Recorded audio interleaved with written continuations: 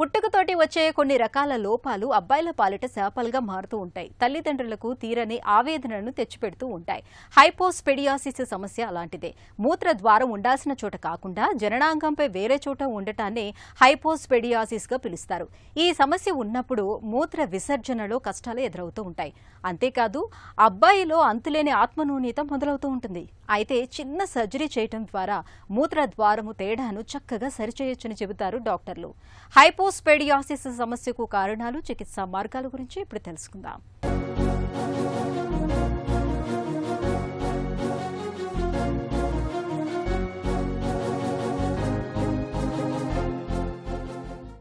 హైపోస్పెడియాసిస్ కొంతమంది అబ్బాయిలో కనిపించే అరుదైన పరిస్థితి ఇది. సాధారణంగా జననాంగం చివర ఉండాల్సిన మూత్రద్వారం కొంతమంది మగపిల్లల్లో వేరే చోట ఉంటుంది. ఇలాంటప్పుడు మూత్ర విసర్జన అనేది అతి కష్టమైన వ్యవహారంగా మారిపోతూ ఉంటుంది. బట్టలు తడిచిపోతూ ఉంటాయి.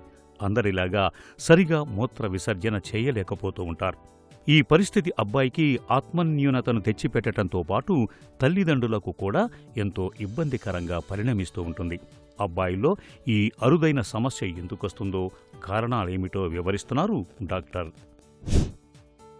సో హైపోస్పెడియాస్ అనేది పుట్టుకతో వచ్చే ఒక అవయవ లోపం. మరి ఎక్కడ వస్తుంది? చిన్నపిల్లల పీనిస్ అంటే యూరిన్కి వెళ్ళే అంగం ఏదైతే ఉందో అక్కడ మనకు యూరిన్ హోల్ అనేది టిప్లో లేకుండా కింది భాగంలో ఉంటుంది. సో దీన్నే మనం హైపోస్పెడియాస్ అంటాం. అయితే కామన్గా బేబీ పుట్టినప్పుడు మనం బాహ్య అవయవాలు ఎగ్జామిన్ చేసినప్పుడు మనకు యూజువల్గా తెలిసిపోతుంది. కానీ కొన్నిసార్లు అక్కడ ఏమైనా మిస్ అయిందనుకోండి, తల్లిదండ్రులే చాలాసార్లు పిల్లలకి స్నానం చేయిస్తూ గమనించి తీసుకొస్తూ ఉంటారు, ఇదేదో అబ్నార్మల్గా ఉంది ఒకసారి చూడండి అని. లేదా కొన్నిసార్లు మనకు ఎలా ఉంటుందంటే పిల్లలు యూరిన్కి వెళ్ళినప్పుడు ఆ యూరిన్ కాళ్ళ మీద పడుతూ ఉంటుంది. లేకపోతే కొన్నిసార్లు యూరిన్కి వెళ్ళే విధానం అంటే కూర్చొని యూరిన్కి వెళ్తూ ఉంటారు. సో ఇలాంటివి గమనించినా కూడా హైపోస్పెడియాస్ ఉందేమో చిన్న అనుమానం రావాలి. లేకపోతే కొంతమందికి ప్రెప్యూజ్ అంటాం, అంటే ముందోలు అంటాం, ఈ తోలు కొద్దిగా ఎక్కువ ఉన్నట్టు అలా కూడా కొన్నిసార్లు గమనిస్తూ ఉంటారు. సో ఆ కంప్లైంట్స్ వచ్చిన వాళ్ళకి కూడా హైపోస్పెడియాస్ ఉందా లేదా అనేది మనం చూసుకోవడం చాలా బెటర్.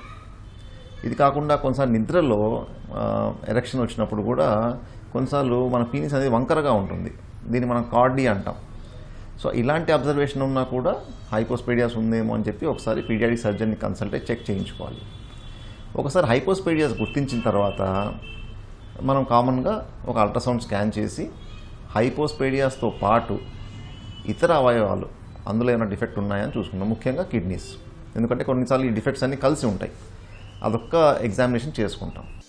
హైపోస్పెడియాసిస్ సమస్యలో మూత్రద్వారం సాధారణ పరిస్థితికి భిన్నంగా వృషణాలు మొదలుకొని శిశ్నం వరకు జననాంగంపై ఎక్కడైనా ఉండొచ్చు. 80% మంది హైపోస్పెడియాసిస్ పిల్లల్లో మూత్రద్వారం శిశ్నాగ్రం మధ్యలో కాకుండా దాని కింది వైపుగా ఉంటుంది. రంధ్రం ఎక్కడ ఉన్నదన్న దాన్ని బట్టి సమస్యల తీవ్రతలు ఆధారపడి ఉంటాయి. హైపోస్పెడియాసిస్ సమస్యలో మూత్రద్వారం ఉండాల్సిన చోట ఉండకపోవడంతో పాటు జననాంగం వంకరగా ఉండటం కూడా కొంతమంది పిల్లల్లో కనిపిస్తూ ఉంటుంది. ఈ సమస్యకు ఆలస్యం చేయకుండా సర్జరీ చేయటం ఒకటే పరిష్కారమని చెబుతారు డాక్టర్లు. సో చాలామంది తల్లిదండ్రులు కామన్గా అడిగే క్వశ్చన్ ఏంటంటే మరి వీళ్ళ ఫ్యామిలీ లైఫ్ ఎలా ఉంటుంది అని అడుగుతుంటారు. సో యూజువల్గా అండి, అంటే రెగ్యులర్గా మరీ సివియర్ హైపోస్పెడియాస్ కాకపోతే యూజువల్గా వీళ్ళ ఫ్యామిలీ లైఫ్, దాంపత్య జీవితం అంతా బాగానే ఉంటుంది. సో దానికంతా టెన్షన్ పడాల్సిన అవసరం లేదు. మరీ సివియర్ ఫామ్స్లోనే కొన్నిసార్లు మనం హార్మోన్ సపోర్ట్ అవి ఇచ్చుకోవాల్సిన అవసరం ఉండొచ్చు.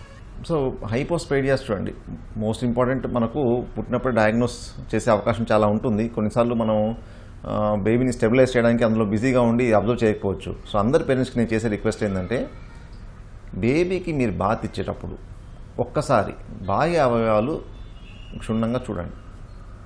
మీకు ఏమాత్రం అనుమానం ఉన్నా నియరెస్ట్ పీడియాట్రిక్ సర్జన్ని కన్సల్ట్ అయ్యి ఒకసారి ఒపీనియన్ తీసుకోండి. సరే, సపోజ్ మీరు అంటే మాకు నార్మల్ ఏదో అబ్నార్మల్ ఏదో అని కూడా మీకు తెలియని పరిస్థితుల్లో మేము ఉన్నాము అనుకుంటే, మీరు పిల్లాన్ని ఎప్పుడైనా మీ డాక్టర్ గారి దగ్గర తీసుకెళ్ళినప్పుడు, అంటే either for vaccination or sickness, అంటే వ్యాక్సినేషన్ కోసం కావచ్చు, లేదా ఏదైనా మెడికల్ ప్రాబ్లం కోసం మీ పీడియాట్రిషియన్ గారి దగ్గరికి వెళ్ళినప్పుడు మీరు రిక్వెస్ట్ చేసి ఒక్కసారి బాహ్య అవయవాలన్నీ చెకప్ చేయించుకోండి. సో అందులో ఏమైనా ఉంటే మనకు ఈజీగా తెలిసిపోతుంది. పిల్లాడిలో మూత్రద్వారం తేడాగా ఉందని తెలిసినప్పుడు చాలామంది తల్లిదండ్రులు అంత త్వరగా ఆపరేషన్ చేయించటానికి ఇష్టపడరు. దీనికి తోడు నైపుణ్యం లేని డాక్టర్లు కూడా వయసుతో పాటు సమస్య వాగైపోతుందని చెబుతూ ఉంటారు. నిజానికి మూత్రద్వారం తేడాగా ఉంటే హైపోస్పేడియాసిస్ సమస్యకు 6 నెలల నుంచి 1.5 ఏడాదిన్నర వయసులోపు సర్జరీ చేస్తే చక్కటి ఫలితాలు ఉంటాయని చెబుతారు డాక్టర్లు. హైపోస్పీడియాస్కి ఓన్లీ ట్రీట్మెంట్ వచ్చేసి సర్జరీ. అయితే ఇది యూజువల్గా మనం 1 to 1.5 year మధ్యలో చేస్తాం. మరి ఈ వయసులోనే ఎందుకు చేస్తాం అనేది కూడా చాలా తెలుసుకోవాలి. ఎందుకంటే మనకు పిల్లాడు స్కూల్కి వెళ్ళకముందు ఈ ప్రాబ్లమ్ని మనం సెటిల్ చేయాలి. ఎందుకంటే పిల్లలు హైపోస్పీడియాస్ ఉన్న పిల్లలు ఎప్పుడైతే స్కూల్కి వెళ్తారో అక్కడ వాళ్ళు యూరిన్ వెళ్ళే విధానం చూసి చాలామంది పిల్లలు ఎగతాళి చేస్తారు. లేదా ఊహ తెలిసిన వయసులో మనం ఆపరేషన్ చేసామనుకోండి, నా పీనిస్ మీద ఏదో ఆపరేషన్ చేశారు అని ఒక సైకలాజికల్ ఫీలింగ్ వాళ్ళకు ఉండిపోతుంది. సో ఈ రెండు జరగకూడదంటే వాళ్ళు స్కూల్కి వెళ్ళకముందే మనం వీటికి సంబంధించిన ఆపరేషన్స్ అవి కంప్లీట్ చేయాలి. మరి ఎటువంటి ఆపరేషన్ చేయాలి అనేది హైపోస్పేడియాస్ రకం మీద ఆధారపడి ఉంటుంది. సపోజ్ మనకు ఓపెనింగ్ అనేది ఆల్మోస్ట్ టిప్ దగ్గర ఉందనుకోండి, ఒకటే స్టేజ్లో సర్జరీ చేసి సరి చేసుకోవచ్చు. సపోజ్ ఆ ఓపెనింగ్ టిప్ నుంచి చాలా దూరంగా ఉందనుకోండి, అప్పుడు 2 స్టేజ్ల్లో సర్జరీ చేయాల్సిన అవసరం ఉంటుంది. కాంప్లికేషన్స్ అన్నీ యూజువల్గా ఉండొచ్చు. అవి కూడా మళ్ళీ 6 months ఆగి సరి చేసుకోవడం జరుగుతుంది. మరి ఆపరేషన్ అయిపోయిన తర్వాత అంతా అయిపోయిందంటే కాదండి. ఎందుకంటే ఎదిగే పిల్లలు, సో పిల్లలు ఎదుగుదలతో పాటు అన్ని అవయవాలు పెరుగుతాయి. ఎస్పెషల్లీ టీనేజ్ వచ్చినప్పుడు మనకి ఈ బాహ్య అవయవాలు అనేవి ఇంకా పెరుగుతాయి. సో టీనేజ్ వచ్చే వరకు కూడా మనం పిల్లల్ని ఫాలోఅప్లో ఉంచాలి. అయితే లక్కీగా ఏంటంటే చాలా వరకు హైపోస్పేడియాస్ అనేవి మనకు మంచి రిజల్ట్స్ ఉంటాయి. సో దీన్ని గుర్తించిన వెంటనే కరెక్ట్ అయిన సమయంలో దీనికి సర్జరీ చేసుకోగలిగితే మనం మంచి రిజల్ట్స్ అందించవచ్చు. మూత్రద్వారం తేడాగా ఉండే హైపోస్పేడియాసిస్ సమస్యకు 1.5 ఏడాదిన్నర వయసులోపే సర్జరీ చేయటం అన్ని విధాలా శ్రేయస్కరం. అంతేకాదు, ఈ సమస్యను సరిచేయటానికి అత్యంత నైపుణ్యం ఉన్న సర్జన్ను ఎంచుకోవటం చాలా కీలకమైన విషయం.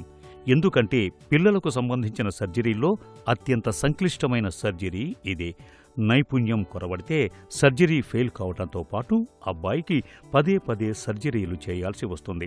అప్పుడు అబ్బాయి భవిష్యత్ లైంగిక జీవితమే ప్రమాదంలో పడే అవకాశం ఉంది. తల్లిదండ్రులు ఈ విషయాన్ని గుర్తుంచుకొని ఆలస్యం చేయకుండా నిపుణులైన సర్జన్ పర్యవేక్షణలో సర్జరీ చేయించాలి.